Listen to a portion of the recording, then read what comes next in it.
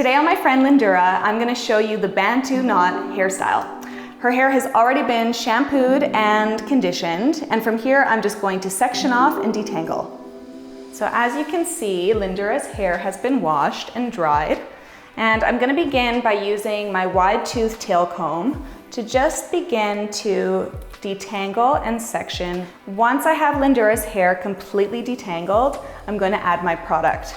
Today I'm going to be using a leave-in conditioner as well as a styling product from Aveda called Be Curly. So with my large tooth comb, I can go in with the tail to just help separate, and then with the wide teeth starting on the ends, working towards the scalp. Now if you're having a hard time detangling, just add a little bit of water and that'll help.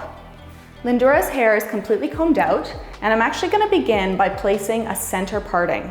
And why I'm doing that is it's just going to help me divide the hair and make sure that all of my sections are nice and even.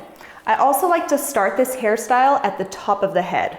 The reason being is when we're doing our hair at home, we can often fatigue. And when we get to the top of our hairstyle, that's when our arms are the most tired. We're also lifting our arms the furthest away. So instead, I'm gonna start at the front and then slowly work down towards the bottom. And like I said, a center part is really just to help guide me. There won't be a center part in this style, or else it's gonna look really extreme.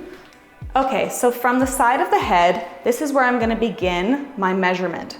So I'm thinking of where the ear is, and I have to work on diagonals. So there's going to be a round of the head to the top of the ear. So thinking of how many Bantu knots I'm going to be able to apply to Lindura's hairstyle. So I'm thinking about 3 along the top. So first I'm going to just section from the high point of the head to just to the ear. And I'm going to be using this really large clip, which is just gonna be like my third arm.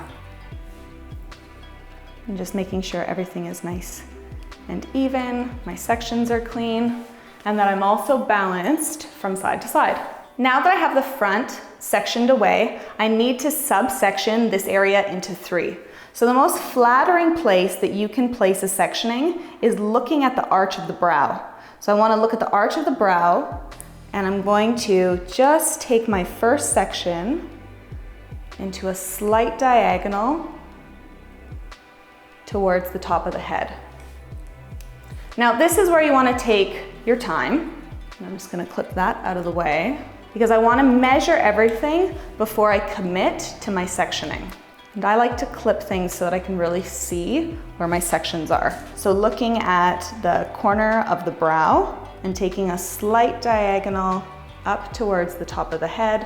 And what I can then do is unclip that first piece and check for balance.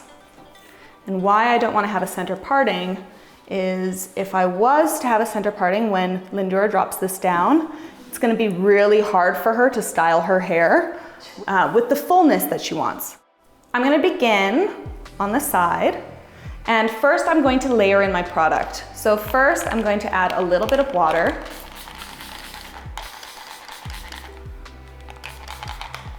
And then on top of my water, I'm gonna add my leave-in conditioner. And this is really just gonna hydrate and protect.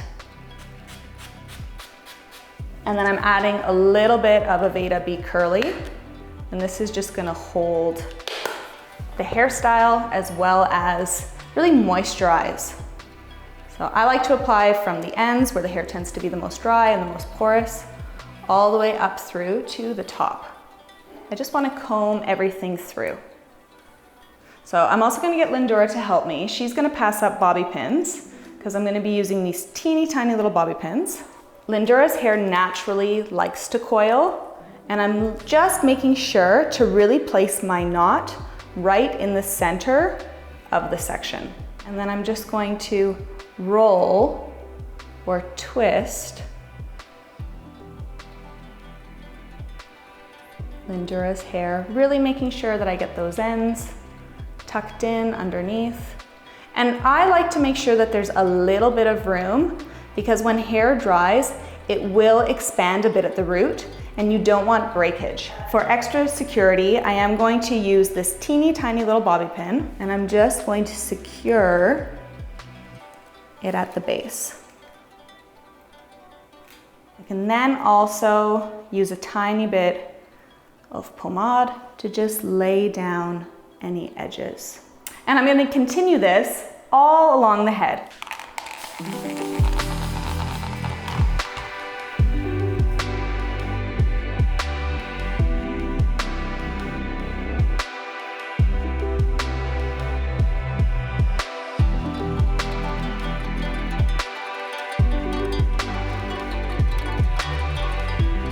As I transition along the back, it is important to note how your sectioning is going to work.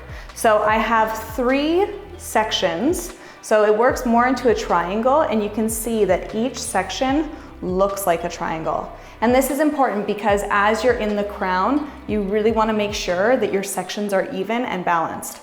Also, if your arms are starting to fatigue at this time, take a little break because the top is already styled and that's where it's going to be the most important. So for my last sections here, you can see that they're basically a mirror of what's happening above. Sometimes what I'll even do, I'll just use my wide tooth comb to make sure that I have the ends so that everything is in the same curl pattern. And then what I like to do is make sure there's a little bit of slack at the base, and then when I wind, I'm slowly just placing the curl with the tail underneath the knot. So for the last knot, you can see Lindura has these tiny little hairs at the bottom. What I will do is, with her hair still wet, I'm gonna place a little bit of my pomade right along the hairline. And then depending on if you want to have root lift here, you can actually direct this last curl a little higher. Also, if you're gonna be wearing this hairstyle overnight, by placing it just a little below the occipital or the high point of the head, you may find it more comfortable to sleep in. So before I finish, I like to just double check, make sure that you can't see any of my pins and that all of the ends are still fully tucked in, the hairline or the edges have been smoothed down. But there you have it, a really beautiful classic hairstyle of Bantu knots for my friend Lindura.